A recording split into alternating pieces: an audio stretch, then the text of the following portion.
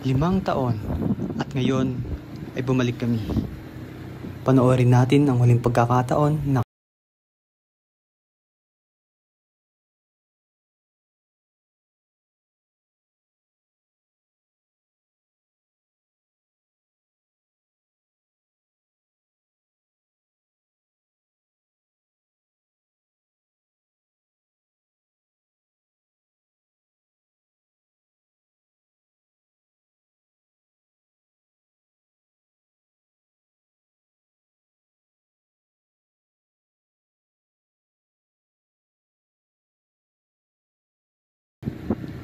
Hi guys, nandito ngayon tayo sa Gloria Oriental, Mindoro. So muli nating bibisitahin ang tribo ng Tao Buid.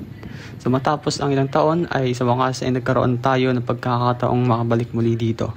So pagkatapos namin maglibot, sa pag-assess namin ay nakita namin yung kalagayan nila dito. Sa pag-alaman namin na may 18 pamilya na naririto ngayon. At karamihan sa kanila ay naglalakad na nakayapak at nagtatanim kahit sobrang init. So, problema talaga ang tubig nila dito. Meron silang bukal na pinagkukunan ng tubig pero halos 30 minutes o kalahating oras ang kanilang kailangan lakarin upang makaigib lamang ng 2 galon. Pero hindi lang tayo bumalik para bumisita. Bumalik tayo para makita, marinig at maintindihan ang totoong kwento ng kanilang araw-araw.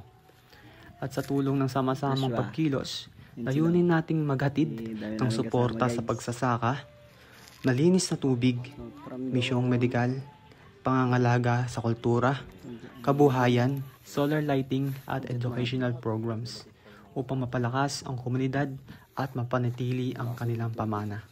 Sa mga susunod na buwan ay samahan nyo kaming balikan sila upang abutan ng pinagsama-samang tulong at mga pang-alternatibong solusyon sa kanilang mga problema dito.